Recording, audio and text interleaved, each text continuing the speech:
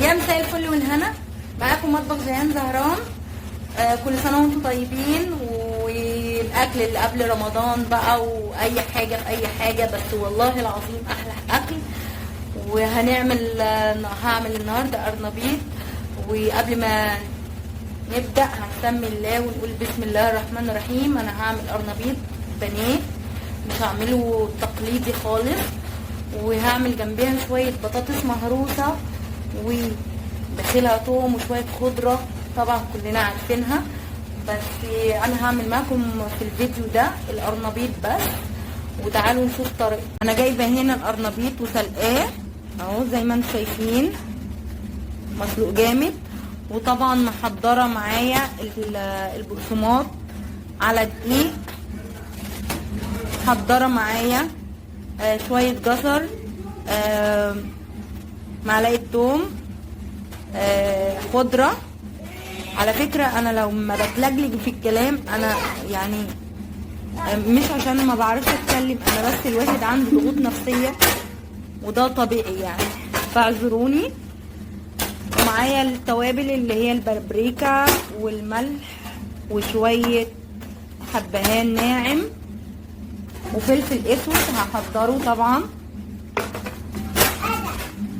طبعا حضرت الكمون والفلفل الاسود والحبهان الناعم والملح والبابريكا. وطبعا هنحتاج بيضه، وهنحتاج شويه دقيق بعد ما نهرس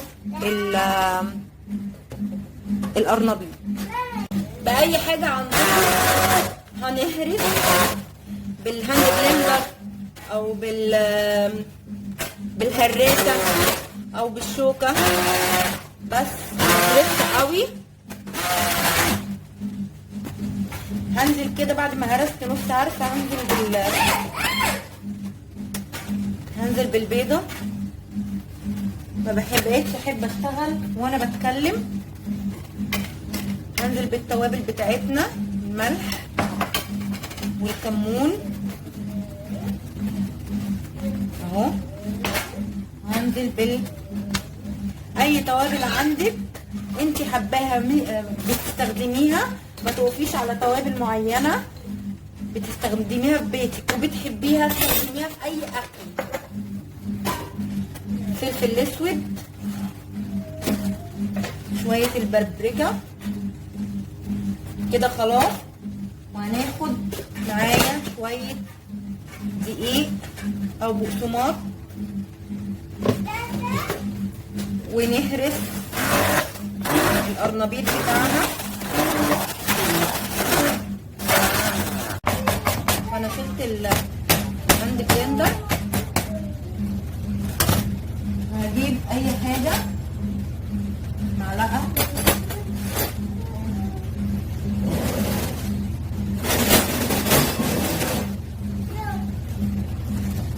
هقلب كويس كده.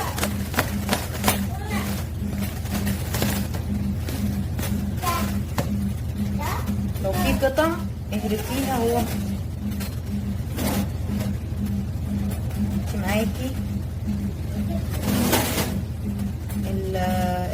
احنا سالقينه سلقه حلوه، هتهرسيها بالمعلقه لو في قطع كده.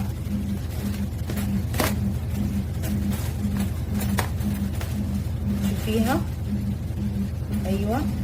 عايزه تزودي حسب الكميه اللي انت عاملاها، عايزه تزودي بيضه انا هزود بيضه كمان عشان الكميه دي كبيره. وهنقلب كويس. اوعوا يسيح منكم، مش هتعرفوا تشكلوه وهتزودوا جامد بدقيق او بقسماط، واحنا مش عايزين نوصل لكده. انتوا بس ظبطوا، انتوا تبقوا عارفين حاجتكم عامله ازاي وظبطوا كل حاجه. وطبعا ممكن تشكلي وتحطي في الثلاجه وقت القليه وقت الاكل تقلي على طول. خلصنا تقليب وخلصنا كل حاجه. هننزل بقى بشويه خضره، على شويه جزر، على معلقه ثوم مفروم. انا بس هحط شويه كركم، اللي عايز يحط يحط، اللي مش عايز خلاص. طبعا انا هشكل، ولو لغيت الفيديو لغيت الصوت لغيته بقى، احنا وحافظينا مع بعضينا من صوت فيروز ده اهو. هتاخدي كده زي ما بتعملي طعميه، طبعا الطعميه ما بتتعملش كده وما بتبقاش ماسكه. المهم بتاخدي كده تنزلي بالراحه،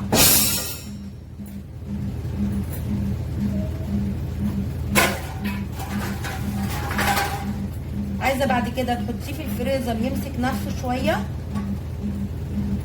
حطيه. نعمل واحده كمان واخلص الكميه مع نفسي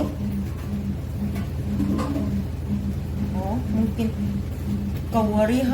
تكوريها كده وتروحي نازله كده تطبطبي عليها وهي في الايه